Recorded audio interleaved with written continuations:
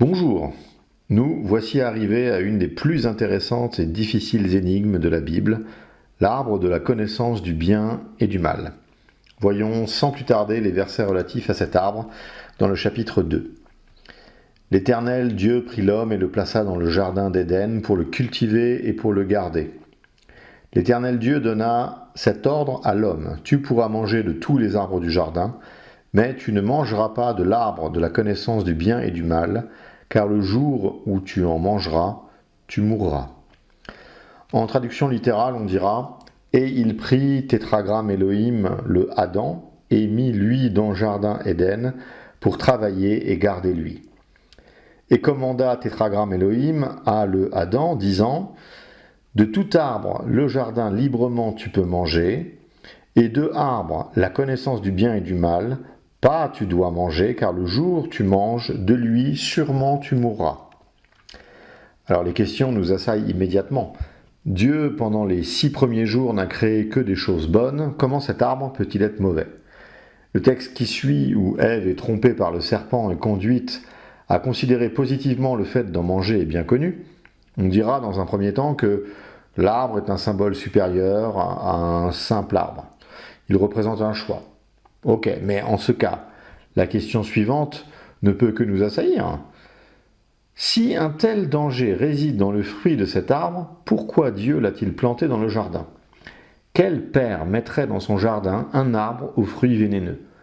Quel père courrait le risque de voir son enfant s'empoisonner, même avec la précaution de lui avoir défendu d'en manger? N'était-il pas plus simple et plus prudent que cet arbre fût tout simplement absent du jardin? Nous ne sommes pas les premiers chrétiens à nous poser ce genre de questions. Saint Jean Chrysostome en témoigne dans une homélie. Je suis conscient que cette question sur l'arbre est couramment débattue, et que beaucoup de gens enclins à parler avec précaution s'efforcent de rejeter la faute des êtres humains sur Dieu, présumant de demander pourquoi diable lui a-t-il donné l'instruction dans la connaissance qu'il l'enfreindrait. Et encore, pourquoi a-t-il ordonné que l'arbre soit dans le jardin? Et bien d'autres requêtes de ce type. Au cas où, cependant, à ce stade, avant le bon moment pour discuter de la chute, nous semblons nous précipiter dans l'exégèse sur de telles questions, nous devons attendre le récit du bienheureux Moïse afin d'atteindre ce passage par ce moyen au moment approprié. Mettre en scène et élever avec vous à cet égard tout ce qui importe que la grâce de Dieu vous a communiqué, et ainsi de vous enseigner, cher Jean, la véritable pensée de l'Écriture. Ainsi, dans votre connaissance de la vérité des écrits sacrés, vous pouvez à la fois offrir au Seigneur les louanges qui lui sont dues, et aussi échapper aux mains du Dieu innocent une part de la culpabilité du pécheur en le négligeant. Que nous dit le Saint Docteur? Il s'agit d'une énigme complexe, profonde, mais qui doit être regardée avec des bases chrétiennes et des postulats solides sur lesquels bâtir la réflexion. Par exemple, quand en citant Saint Jean, nous déclarons que Dieu est amour, est-ce que nous le pensons vraiment, absolument, dans toute la profondeur de la signification de cette assertion? Car il n'y a pas d'amour sans liberté. Dieu aime, Dieu cherche l'amour, Dieu est communion d'amour au sein de la Trinité, et il cherche à nouer des liens d'amour avec sa création. Il est ici question d'Adam, Ève sera créée dans quelques versets, mais ceci est parfaitement valable pour chacun d'entre nous. Dieu ne veut pas nous forcer à l'aimer. L'amour, pour être vrai, se doit d'être donné et reçu librement. Imaginons un instant qu'il n'y ait pas d'espace de désobéissance, de moyen de rejet, de capacité pour l'homme de couper, ou tout du moins d'altérer la relation à Dieu. Quelle serait alors la situation d'Adam dans le jardin? Il serait condamné à obéir à Dieu. On voit bien toute la logique de ce que Moïse relate ici. Le commandement de ne pas manger de ce fruit vient juste après que Dieu ait assigné à Adam une première tâche: travailler et garder le jardin d'Éden. Donc, à la lumière de cette liberté, le texte veut nous dire ceci. Dieu crée Adam, crée un jardin, place Adam dans le jardin et en fait le gardien, le responsable. Et ceci, il peut le faire librement. Il peut également le refuser librement. Tout ce qu'il lui suffira de faire pour refuser ce destin, c'est de manger du fruit de cet arbre. Laissons un instant de côté la nature de l'arbre et la nature de la conséquence. Dieu dit à Adam, « Voilà ce que j'ai prévu pour toi. Tu peux accepter ou refuser. » Le jardin est un espace de liberté, pas le lieu du caprice d'un tyran. Ici, Adam expérimente concrètement le fait d'être à l'image de Dieu. Une des caractéristiques de cette ressemblance divine est la liberté de choisir. Adam peut choisir de rester en communion avec Dieu. Il peut choisir de rompre cette communion. Avant ce commandement, sa liberté, sa ressemblance divine était théorique. Le commandement lui offre l'occasion de manifester sa liberté. Ceci répond également à la question suivante, plus élaborée. Pourquoi Dieu a-t-il offert ce choix, sachant qu'Adam allait choisir la désobéissance? La réponse est toujours dans l'amour. Sans ce choix, l'amour de l'homme pour Dieu n'aurait eu aucune valeur, puisqu'il n'aurait pas été libre. Néanmoins, une autre question vient immédiatement. Pourquoi ne pas créer un arbre de la vie et de la mort? Ou même plus simplement un arbre de l'obéissance ou de la désobéissance? Adam en aurait mangé s'il souhaitait désobéir. Pourquoi lier la connaissance du bien et du mal à quelque chose de mauvais? En quoi savoir différencier le bien et le mal est mauvais? N'est-ce pas plutôt une caractéristique liée à la sagesse, au discernement? Pour répondre à cette question, il me faut faire tout un ensemble de détours patristiques, car c'est une question complexe. Saint Ambroise demande « Comment pouvions-nous connaître la différence entre le bien et le mal s'il n'y avait aucune connaissance du bien et du mal? Nous ne pouvions pas réaliser que le mal était mal sans la connaissance du bien, et il ne pouvait pas y avoir de connaissance du bien sans qu'il y ait du bien.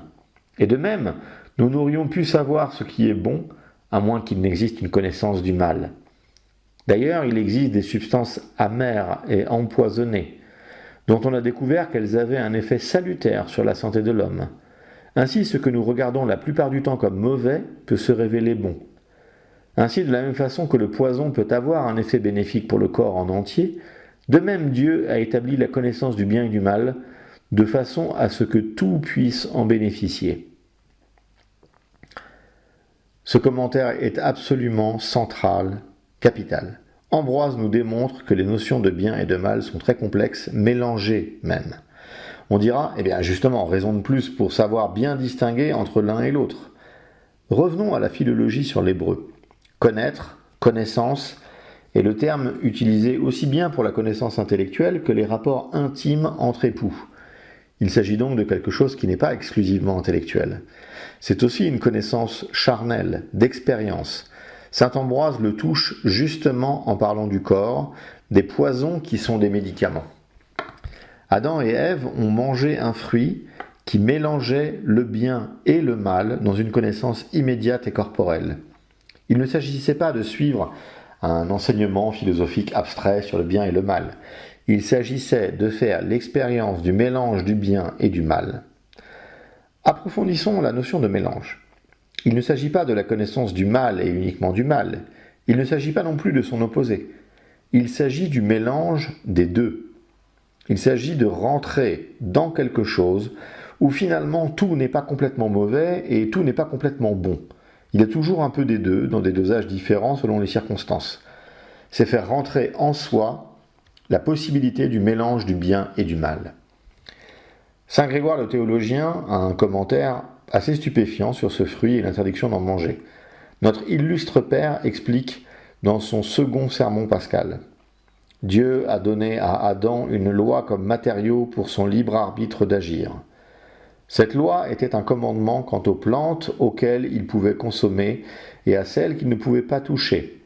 Ce dernier était l'arbre de la connaissance, non pas cependant parce qu'il était mauvais dès le début lorsqu'il a été planté, ni interdit parce que Dieu voulait nous en priver.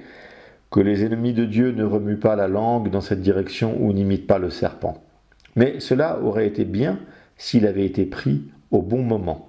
L'arbre était, selon ma théorie, la contemplation, qui n'est sans danger que pour ceux qui ont atteint la maturité de l'habitude, mais qui n'est pas bon pour ceux qui sont encore un peu simples et gourmands, tout comme la nourriture solide n'est pas bonne pour ceux qui sont encore tendres et qui ont besoin de lait. Ainsi, la consommation de ce fruit était interdite de façon temporaire. Le plan de Dieu était différent. Cet arbre en faisait partie, mais pas dans cette chronologie particulière. Adam et Ève ont mangé trop tôt. Prenons un exemple de la vie courante pour essayer de rentrer dans ce que Grégoire veut nous dire. Imaginons une mère de famille qui organise un goûter pour ses 2 enfants et leurs amis. Elle prépare des gâteaux. Elle dit à ses 2 enfants, « Les gâteaux sont pour le goûter avec vos amis. Il ne faut surtout pas les manger avant. Vous pourrez les manger, mais à l'heure du goûter uniquement. » Arrive un enfant d'un voisin avant l'heure du goûter. Il voit les gâteaux sur la table et commence à en manger. Bon, il sait très bien qu'il fait quelque chose d'interdit. Un des 2 enfants de la mère arrive. Il voit ce voisin qui désobéit déjà. Le voisin dit à l'enfant, « Mange de ce gâteau avec moi. Soyons libres, mangeons ce que nous voulons quand nous voulons. » L'enfant accepte. Après tout, les gâteaux ont bien été préparés pour être mangés. Et l'enfant imite cet autre enfant dans sa désobéissance. Arrive la mère qui surprend son enfant et celui de son voisin qui mange les gâteaux qui avaient été prévus pour les autres. Elle les punit. L'enfant du voisin est renvoyé chez lui et ne viendra pas comme invité plus tard. L'enfant désobéissant est privé de goûter. Le 2e enfant, en voyant la punition, comprend la notion de désobéissance et de sanction. Il a fait, sans commettre le mal, l'expérience du mal et des conséquences du mal. Vous aurez compris dans cette petite histoire que le fils du voisin représente le diable qui entraîne Adam dans sa rébellion. La rébellion du serpent précède la rébellion humaine. Il est difficile et incertain de faire de la fiction, mais il semble plausible de dire que sans le serpent, l'homme n'aurait peut-être pas chuté. Ici, pour faire l'expérience non charnelle du mal, il aurait fallu qu'Adam et Ève ne désobéissent pas, mais seulement un des 2. Mais les 2 ont désobéi. Ève représente le premier enfant, celui qui imite le serpent, mais le second enfant ne représente pas Adam, car Adam a choisi d'écouter sa femme plutôt que Dieu. Nous devons nous arrêter ici un instant sur Dieu en tant que souverain du jardin. Dieu a placé Adam dans un endroit où, chaque jour, Adam ne peut que se souvenir que Dieu est créateur. Mais en plaçant cet arbre particulier, non pas en périphérie et dans un endroit difficile d'accès, mais bien au centre du jardin, Dieu rappelle chaque jour à Adam « Je suis le souverain ici, je commande ». Dieu n'a pas donné de conseil, il a donné un ordre.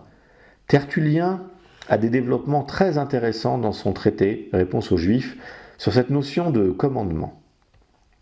Car au commencement du monde, il donna à Adam lui-même et à Ève une loi, qu'ils ne devaient pas manger du fruit de l'arbre planté au milieu du paradis, mais que s'ils faisaient le contraire, ils mourraient de mort.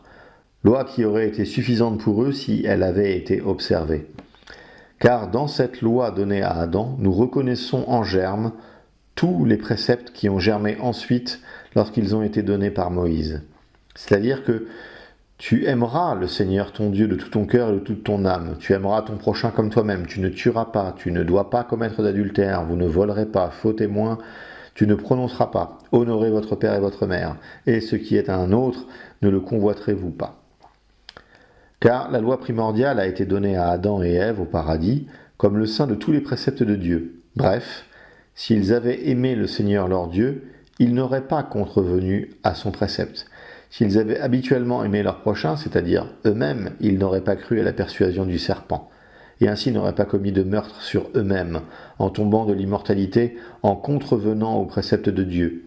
Du vol aussi, ils se seraient abstenus, s'ils n'avaient pas sournoisement goûté le fruit de l'arbre, ni eu envie de se cacher sous un arbre pour échapper à la vue du Seigneur leur Dieu.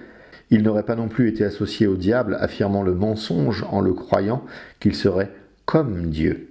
Et ainsi ils n'auraient pas non plus offensé Dieu, comme leur père, qui les avait façonnés avec l'argile de la terre, comme dans le sein d'une mère. S'ils n'avaient pas convoité celui d'un autre, ils n'auraient pas goûté au fruit illégal. Donc, dans cette loi générale et primordiale de Dieu, dont il avait sanctionné l'observation pour le fruit de l'arbre, nous reconnaissons renfermés tous les préceptes spécialement de la loi postérieure, qui germaient lorsqu'ils étaient révélés en leur temps. Nous ne savons pas avec certitude combien de temps a duré la période de félicité entre leur création et leur chute. En tout cas, pendant ce temps-là, ils ont vu chaque jour, au centre du jardin, cet arbre avec ses fruits, et leur revenait en écho la voix de Dieu, leur interdisant la consommation. Résumons tout ce que nous venons d'apprendre des pères. Saint Ambroise nous dit que l'expérience fut complète et non pas intellectuelle. Adam et Ève ont connu le bien et le mal par expérience. Bien et mal sont mélangés et dépendent des situations.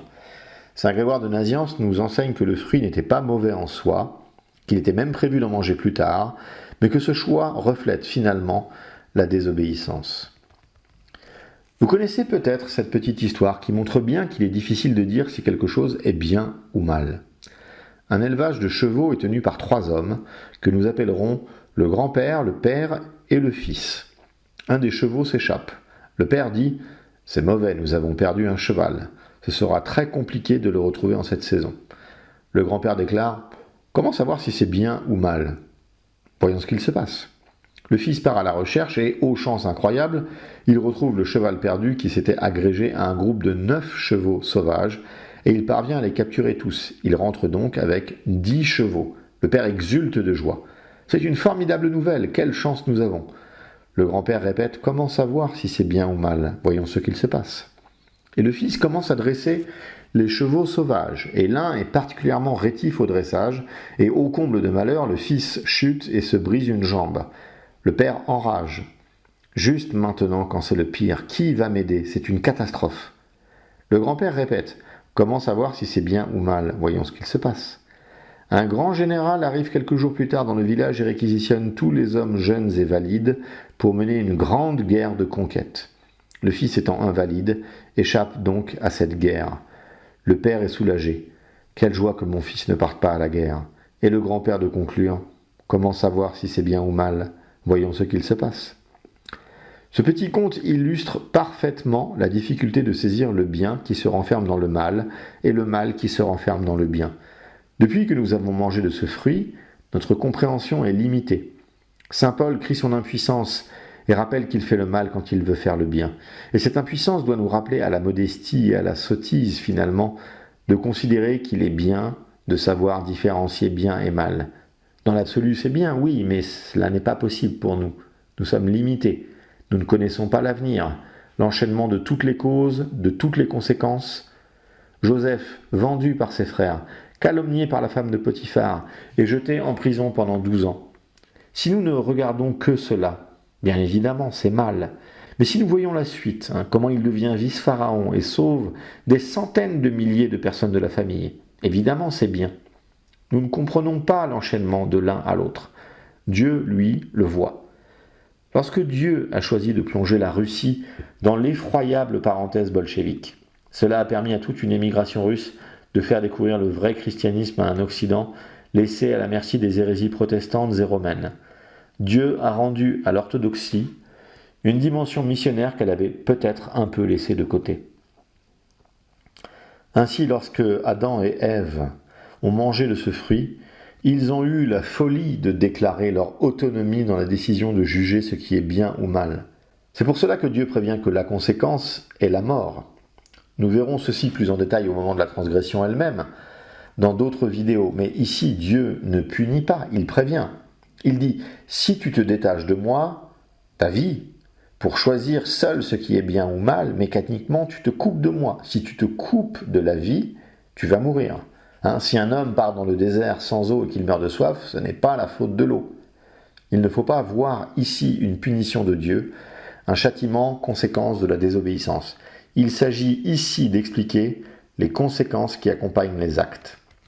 Terminons les commentaires patristiques avec ce beau commentaire de Théophile d'Antioche qui a le mérite de bien énoncer les choses sur ce passage central. L'arbre de la connaissance lui-même était bon et son fruit était bon. Car ce n'était pas l'arbre, comme certains le pensent, mais la désobéissance qui portait la mort. Car il n'y avait rien d'autre dans le fruit que seulement la connaissance. Mais la connaissance est bonne quand on l'utilise discrètement. Mais Adam, étant encore un enfant en âge, était à cause de cela encore incapable de recevoir la connaissance dignement. Pour l'instant également, lorsqu'un enfant naît, il n'est pas immédiatement capable de manger du pain. Mais il est d'abord nourri avec du lait, puis avec l'augmentation des années, il passe à la nourriture solide. Ainsi aussi aurait-il été avec Adam, car ce n'est pas comme quelqu'un qui lui en voulait, comme certains le supposent, que Dieu lui a ordonné de ne pas manger de la connaissance. Mais il voulait aussi faire preuve de lui s'il était soumis à son commandement, et en même temps, il voulait que l'homme, tout enfant qu'il était, resta encore quelque temps simple et sincère. Car il est saint, non seulement avec Dieu, mais aussi avec les hommes, que dans la simplicité et la naïveté de la soumission soit cédé aux parents.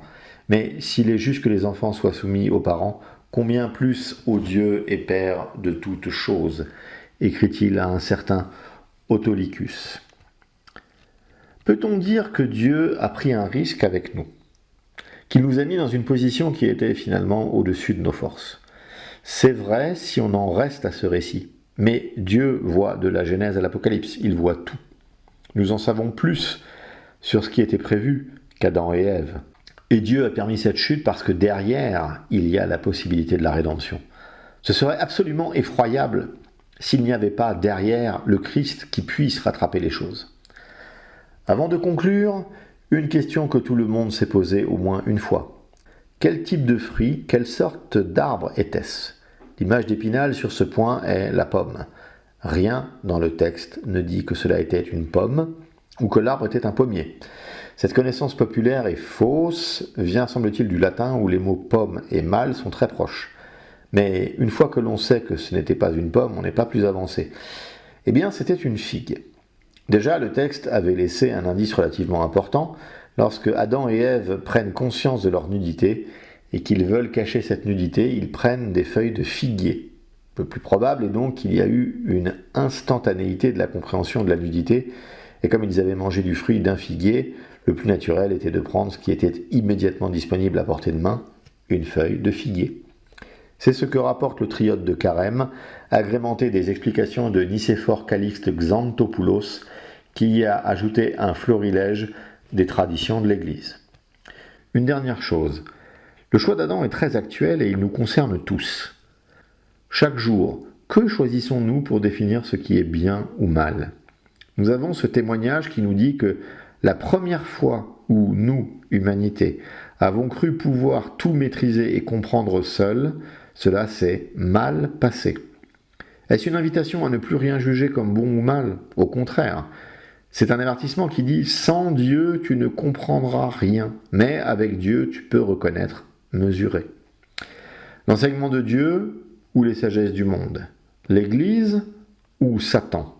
Car, bien évidemment, c'est dans l'Église que vous trouverez le moyen de discerner et de reconnaître ce qui est bien ou mal.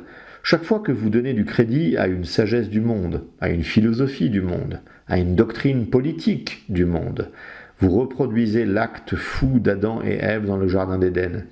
Il n'y a que dans l'Église, dans la liturgie, dans la tradition, dans l'étude assidue de la Bible et des Pères, que l'on s'abstient de manger de ce fruit. Faisons carême du monde comme Dieu nous l'a demandé.